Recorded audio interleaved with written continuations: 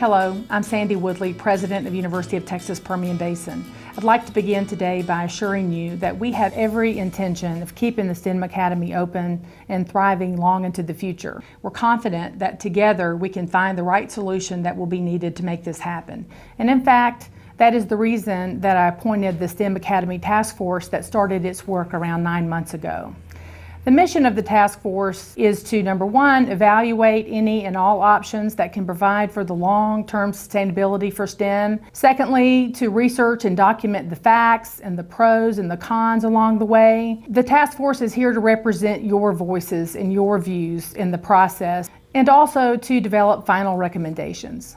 Our goal is to achieve 3 primary objectives. Number one, we want to make sure that we can retain all of the students, the teachers, and the staff.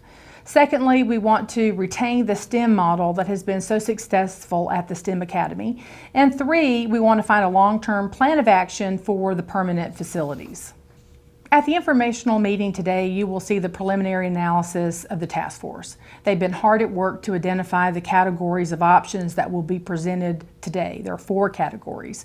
It will be really important for our work that we keep as many options on the table for as long as possible while we work toward the best path forward.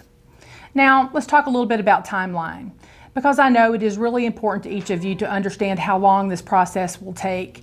I haven't set a date for the final decision because I don't really yet know how long it will take to fully explore the options. And of course, I don't want to rush the work. Generally, I estimate that it will take up to a year to zero in on the best solution.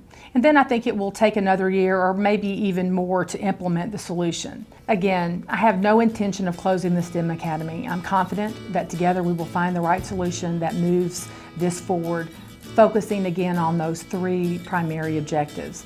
Thank you so much for taking the time to be here tonight. I know it's a lot out of your time to come and be involved in this process.